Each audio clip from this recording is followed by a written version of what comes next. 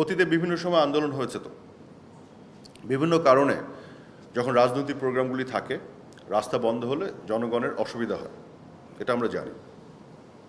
কিন্তু যখন বিষয়গুলোর মধ্যে যৌক্তিকতা থাকে তখন এগুলো আমরা মেনে নিই। জনদুর্ভোগ ভোগান্তি হলেও আমরা মেনে নিই এই ধরনের রাজনৈতিক কর্মসূচির বিভিন্ন বিষয়গুলো। এবং আমি মনে করি যখন প্রথম হাইকোর্ট এই যে সরকারে জারি করা 2018 সালের পরিপত্র বাতিল করলো, তখন তাদের মধ্যে একটা ক্ষোভের সঞ্চার হলো। বুঝে না বুঝে যেভাবে হোক তারা এই দৃষ্টি আকর্ষণ করার জন্য যে রাস্তায় নামলো, এবং নামার ফলেও জনভোগান্তি দুর্ভোগ তৈরি হয়েছিল, কিন্তু তার মধ্যেও যৌক্তিকতা ছিল, এটা আমি মনে করি। কিন্তু আজকে যখন স্পষ্ট হয়ে গেল যে তাদের যে দাবি, সেই দাবির পক্ষেই সরকার পক্ষ আইনি লড়াই করছে সর্বোচ্চ আদালতে, এবং তারাও কিন্তু আইনজীবীর মাধ্যমে, আন্দোলনকারীদের আইনজীবীর মাধ্যমে পক্ষভুক্ত হয়েছে, সরকারের আইনজীবীর সাথে একসাথে দাঁড়াচ্ছে, এবং সরকারের অবস্থান এবং আন্দোলনকারীদের অবস্থানের মধ্যে আসলে ওই ধরনের পার্থক্য নাই, তাহলে এবং এই ধরনের অসাংবিধানিক দাবি তৈরি করার কোনো সুযোগ নাই যে ঘোষণা দিতে হবে, কমিশন করতে হবে। প্রক্রিয়া শেষ না করলে, আইনি প্রক্রিয়া শেষ না করলে, আদালতের প্রক্রিয়া শেষ না করলে এটা আপনি পারবেন না, এটা সবাই জানে। তাহলে এখন যে আন্দোলনের নামে যে রাস্তা অবরোধ করে জনভোগান্তি, এটা একেবারে অযৌক্তিক জনদুর্ভোগ এবং ভোগান্তি। আপনি অন্য কোনো এক্সাম্পল এনে বলতে পারবেন না যে তখনও তো হয়েছিল, এখনও হয়েছিল। দেখতে হবে যৌক্তিকতা আছে কিনা। যৌক্তিকতা থাকলে জনগণের অসুবিধা হয়, জনগণও মেনে নেয়।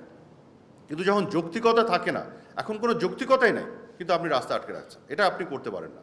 আর একটা জিনিস মাথায় রাখবেন, কোনো আন্দোলন কখনোই সফল হয় নাই, হবেও না, যে আন্দোলনের ফান্ডামেন্টালি তার কোনো যৌক্তিক ফাউন্ডেশন থাকে না, কোনো সততা এবং নৈতিকতা থাকে না।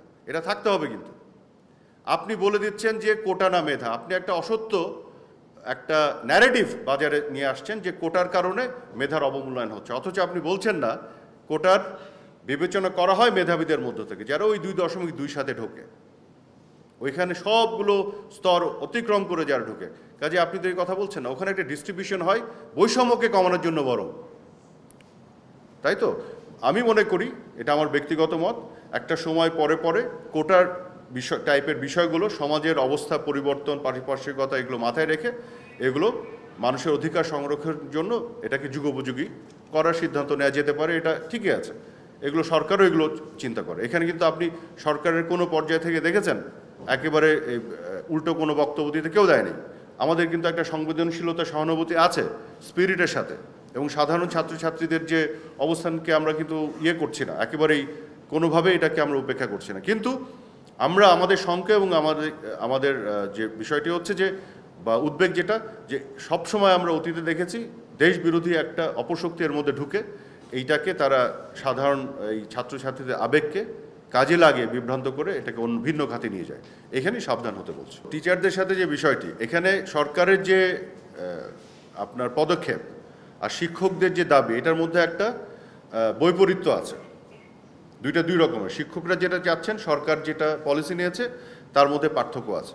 কাজে যখন পার্থক্য থাকে তখন বসার একটা বিষয় থাকে, কিন্তু ছাত্রদের যে দাবি সেটা তো পূরণ হয়ে গেছে, বসার তো কোনো যৌক্তিকতা না। আমরা তো বলছি তারা চেয়েছে যে হাইকোর্ট যেটা বাতিল করেছিল পরিপত্র, সেটাকে কি বাদ দিয়ে পুনর্বহাল করতে হবে, তো হয়ে গেছে তো।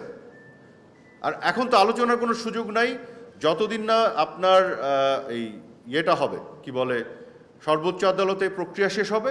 তখন আপনি দেখেন সরকার কি করে। যদি আপনার পছন্দ না হয় তখন আন্দোলন করেন, তখন আলোচনা। তো এখন তো কোনো আন্দোলনেরও কোনো বাস্তবতা আমি দেখি না, আলোচনারও কোনো প্রয়োজন আমি দেখি না আপাতত।